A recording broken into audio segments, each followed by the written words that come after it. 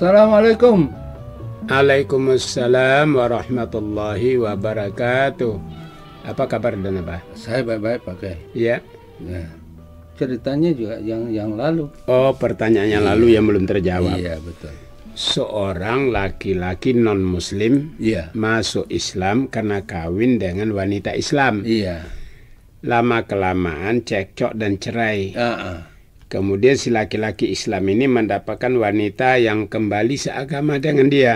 Itu yang benar. Jadi lantas dia kawin dengan meninggalkan kembali agama Islam. Iya. Dipertanyakan bagaimana orang-orang yang non-muslim masuk Islam. Iya. Kemudian kembali lagi kepada agamanya. Iya. Istilah Islam dan Naba ini namanya murtad. Iya. Murtad itu dalam hukum Islam keras sekali. Iya. Kalau kita berbicara masalah hukum Islam ya. Iya. Dalam hukum Islam mereka dikasih tempo 3 hari dan Abah. 3 hari? 3 hari. Iya. Kembali kepada Islam atau tetap. Iya. Kalau dia tetap dipancung lehernya. Dipancung lehernya? Iya. Jadi dihukum mati bagi seorang yang murtad yang sudah tidak mau kembali lagi. Itu bukan paksaan, karena itu namanya mempermainkan agama. Iya, betul itu. Siapa saja di dunia ini orang tidak boleh dipermainkan. Iya, betul. Apalagi dengan Tuhan dia bermain-main. Itu. Karena itu hukum Tuhan secara tegas mengingatkan orang yang murtad itu harus dibunuh. Iya, dibunuh. Begitu ketentuan hukum Islam dan apa? Pancung. Iya. Begitu. Nah, lebih baik ya. Kalau tidak memang keinginan masuk Islam hanya karena mau kawin masuk Islam, itu Islamnya tidak benar. Karena Islam itu harus akidah, kepercayaan. Karena merubah agama karena seorang wanita atau karena seorang laki-laki, keimanan yang semacam itu dan Naba, itu keimanan yang tidak benar. Karena kalau iman yang benar itu tasdiqun bil qalbi wa iqrarun bil lisani wa amalun bil arkani. Iman itu harus yakin di hati, diucapkan oleh lidah dan dikerjakan oleh anggota. Itulah iman yang benar. Jadi bukan karena cinta kepada seorang wanita atau cinta karena seorang laki-laki. Sebab bila benci dengan seorang itu maka dia benci juga agama yang dianut. Maka dia keluar. Itu gambarannya keimanannya itu tidak benar. Itu dan Naba. Yang kedua lagi Pak. Apa lagi? Saya pernah dibawa oleh majikan kami dalam suatu jamuan di restoran. Yang kebanyakan penghuninya berbangsa Tionghoa. Dalam jamuan tadi, saya kurang memahami apakah gerangan yang dihidangkan oleh penghuni restoran tersebut. Dalam jemputan tadi itu, kebanyakannya yang turut hadir adalah orang-orang Tionghoa. Orang-orang Tionghoa juga kebanyakan. Tetapi yang menjadi masalah terhadap diri saya pada ketika itu, jika saya memakan hidangan tersebut, mungkin besar bukanlah halal bagi orang Islam.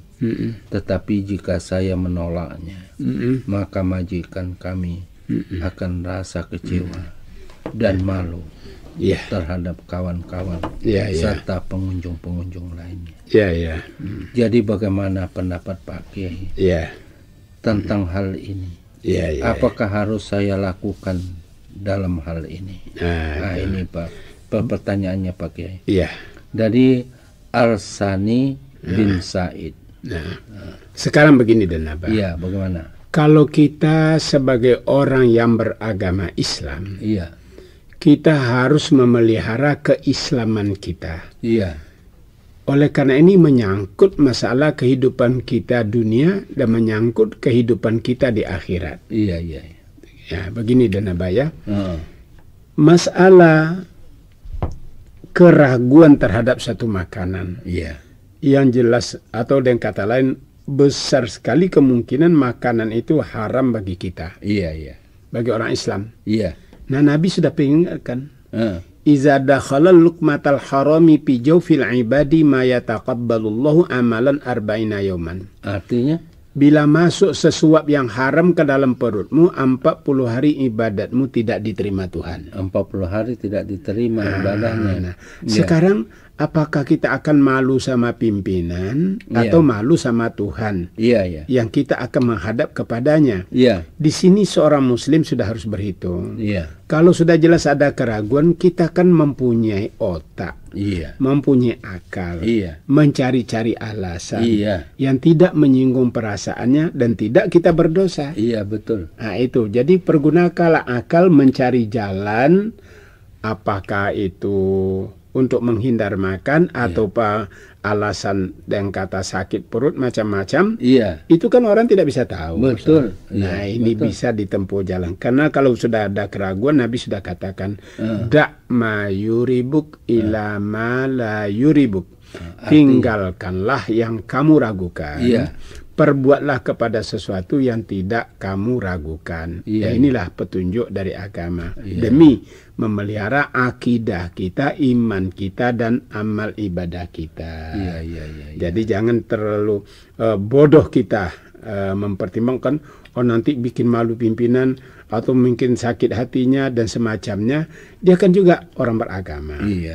Nah, dalam negara kita ini ada yang dalam Pancasila dikatakan negara menjamin kemerdekaan penduduk untuk beribadat menurut agamanya dan kepercayaan masing-masing.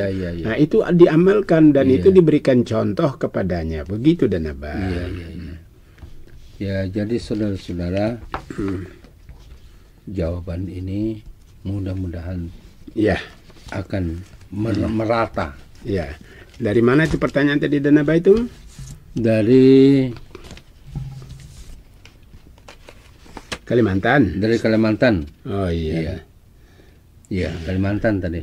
Sudah. Nah, ini lagi.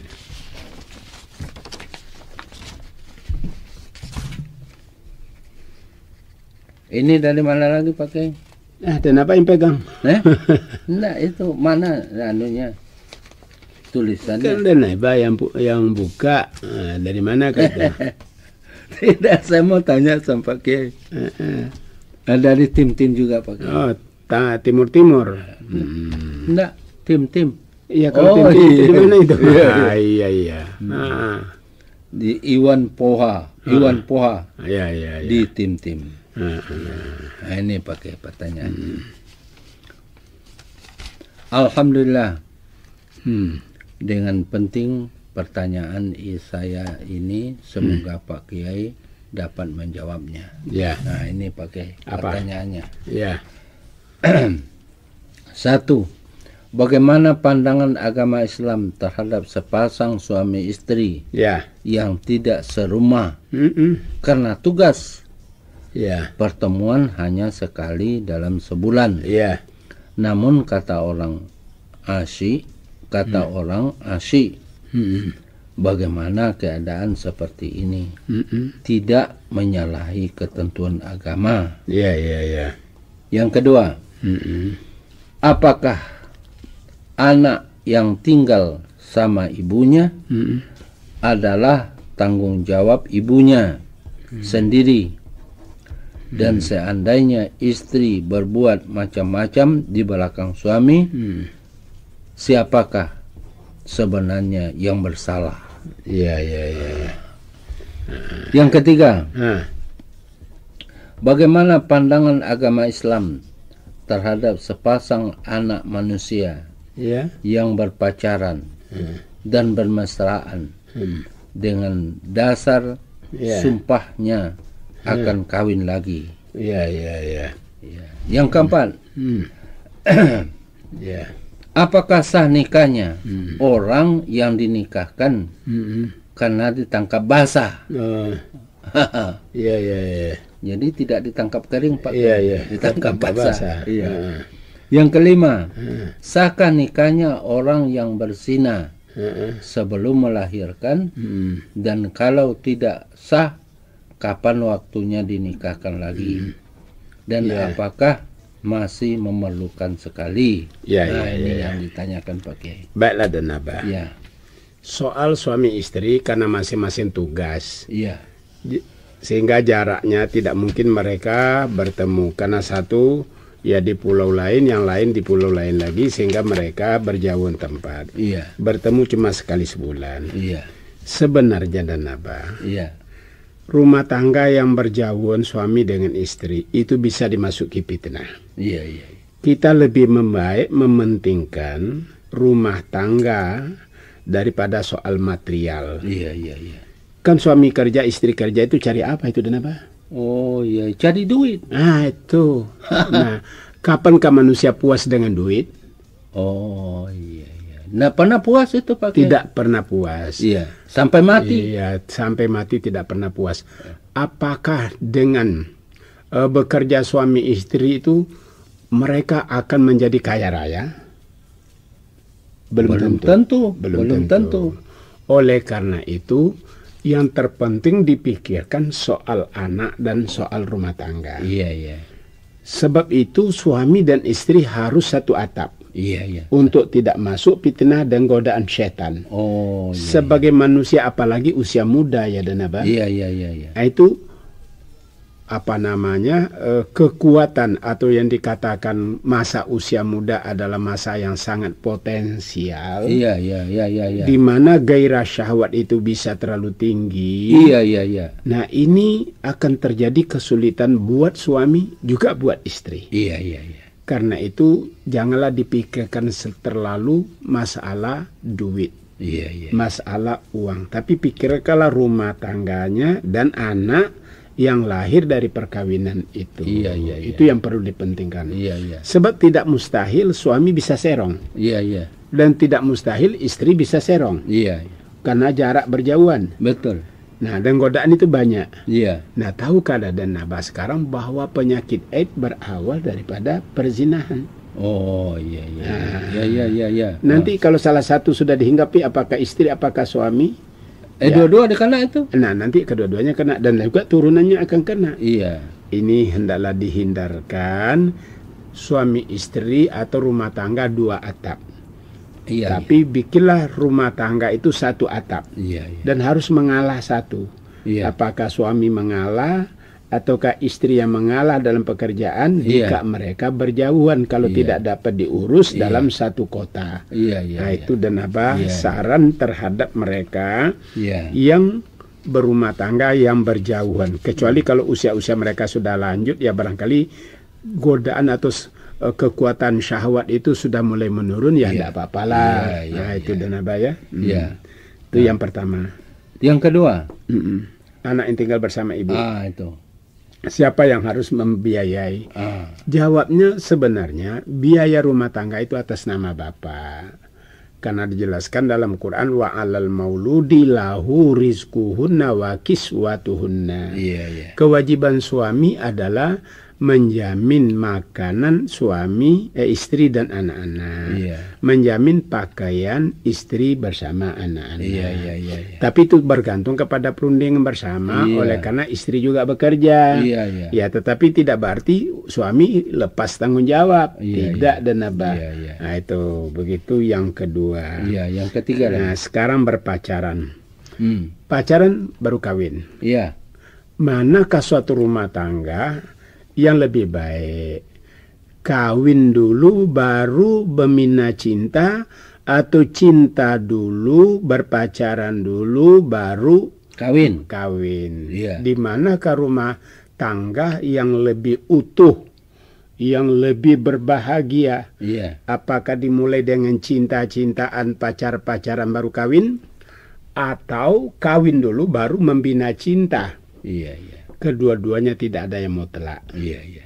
Tidak ada suatu rumah tangga yang dijamin dan dengan berpacaran kamu melangsungkan perkawinan, itulah perkawinan yang akan berbahagia. Tidak mutlak 100% benarnya.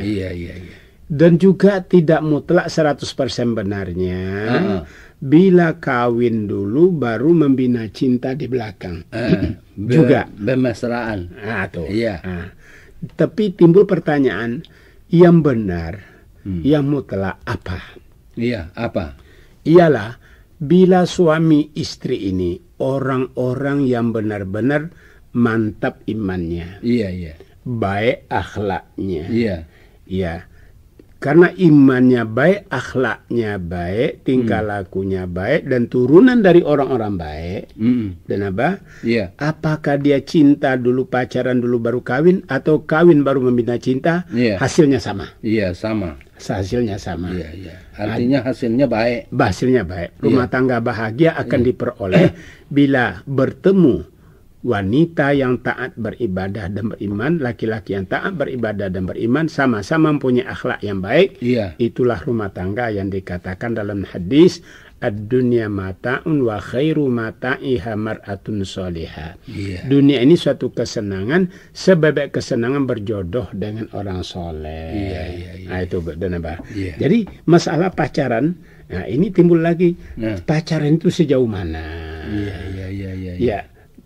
Karena pacaran ini kalau sudah mendekati perzinahan, ini sudah dilarang oleh agama. Akan sulitlah pada usia-usia muda.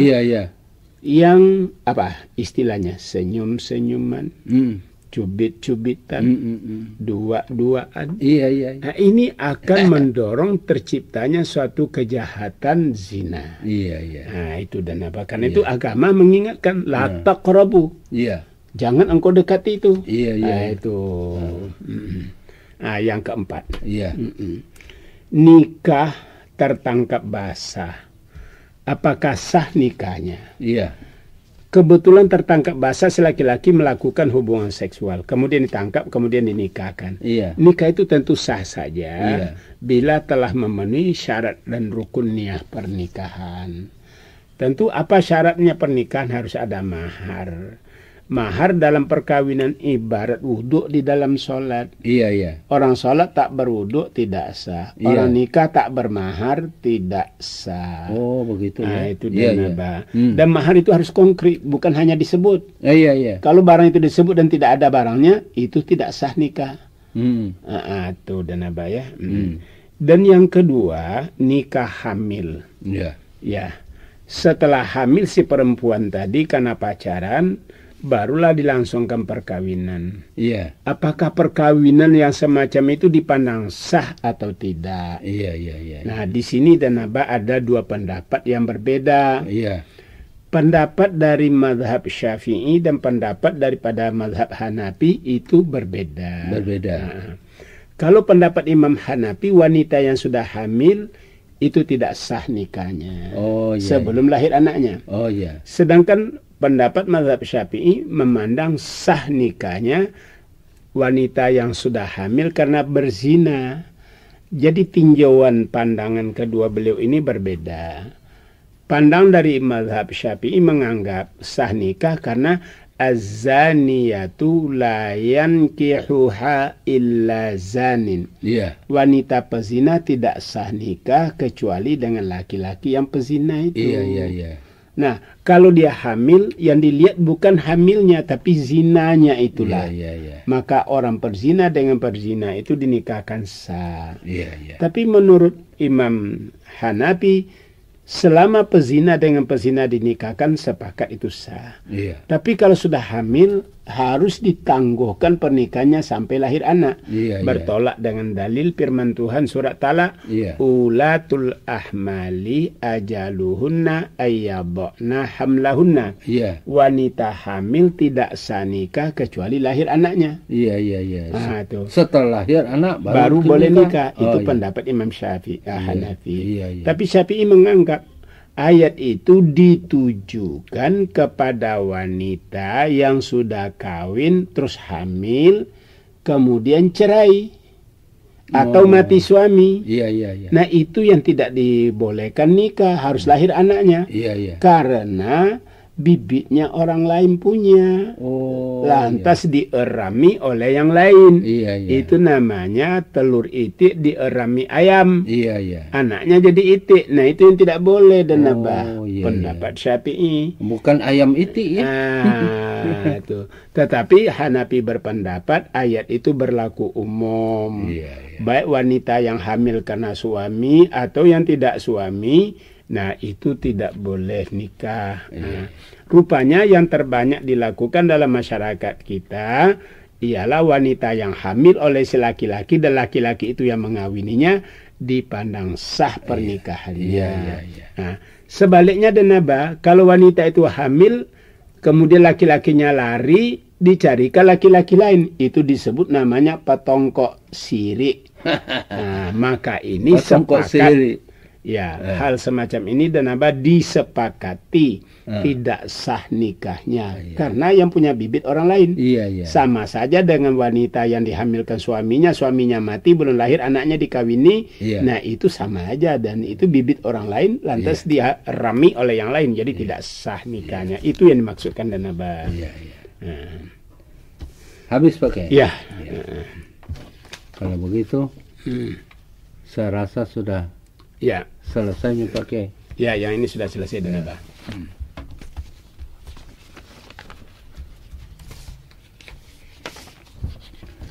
Ini lagi.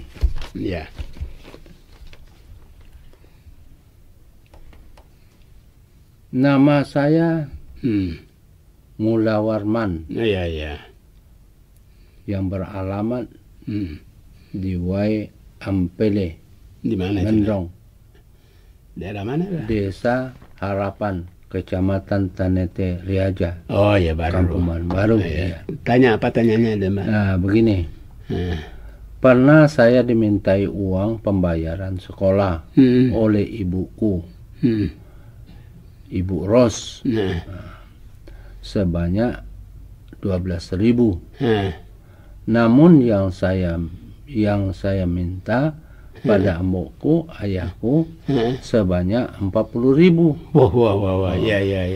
Yang lebih itu bukan kegunaan di jalan haram atau dengan kata lain poya-poyaan, melainkan kegunaan untuk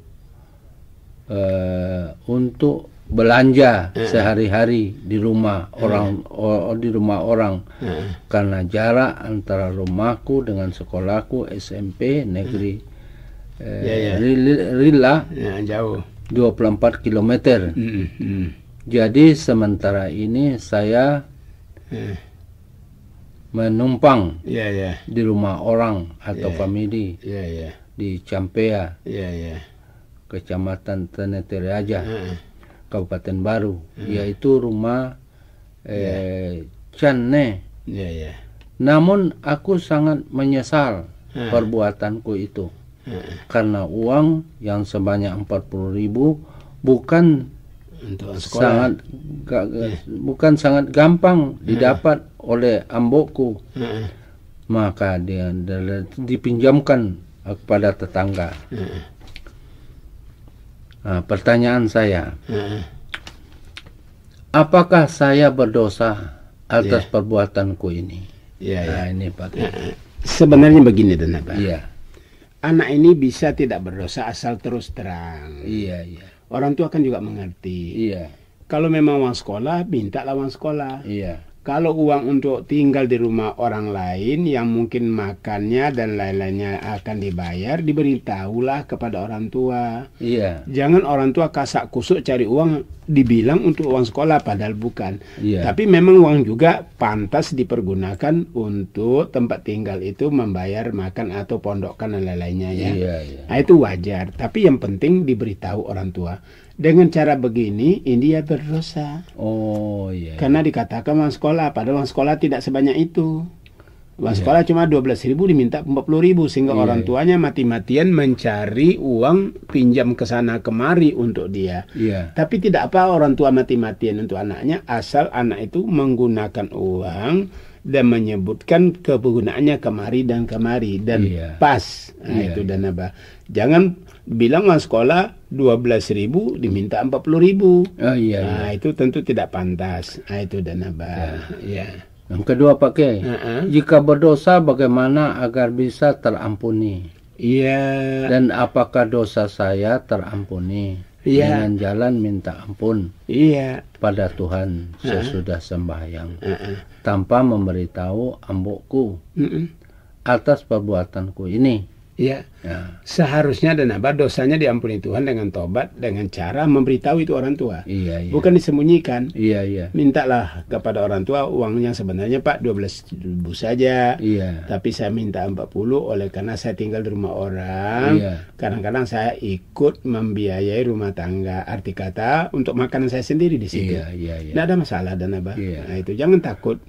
Yang ketiga, dan apabila lebih uang itu saya sumbangkan pada orang miskin atau ke masjid. Apakah bertentangan dengan ajaran Islam dan ajaran Islam? Iya, tidak dibenarkan dan Abah. Untuk dia menyumbang ke masjid. Yang pertama dia baru anak sekolah. Uang itu baru diminta dari orang tua. Kalau toh mau menyumbang beritahu sebelumnya. Uang itu bagaimana Pak kalau kita sumbangkan ke masjid supaya bapaknya mengerti. Jangan-jangan anak ini dianggap kok boros. Nanti apabila ketemu orang tua sama orang tua, dia akan tercengang, kenapa anak saya terlalu banyak minta uang itu. Iya, itu dan Abah. Ya. Ini lagi pakai. Ya. Pada umumnya saya lihat di kampungku Menrong Desa Harapan Ternate Raja Baru. Kalau mau lebaran pasti membeli baju baru. Iya. Semuanya memakai yang mewah-mewah. Dan apabila ada yang tidak memilikinya, dia tidak mau berlebaran. Apakah ini bertentangan dengan Islam? Nah, begini. Ini lagi pakai. Cukup barangkali waktu udah. Buat begitu. Silakan. Oleh karena memang hari-hari lebaran ini hari raya, maka masyarakat kita memang sudah terbiasa berpakaian baru. Nah, tapi ini jangan menghalangi dia sholat hari raya karena tidak membeli kain yang baru. Karena sholat itu sudah suatu perintah agama. Fasholli li rabbika wanhar. Sembahyang hari raya lah dan berkorbanlah. Jadi selama ada kemampuan, ya belilah baju baru. Kalau tidak, apa yang ada, kita tetap menjalankan ibadah sholat dan Abah. Nah, itulah barangkali dan Abah saya jawab pertanyaan saudara kita ini. Terima kasih Pak Kiai. Iya, baiklah dan Abah. Semoga Allah akan menerima ibadah kita. Amin. Assalamualaikum warahmatullahi wabarakatuh. Waalaikumsalam warahmatullahi wabarakatuh.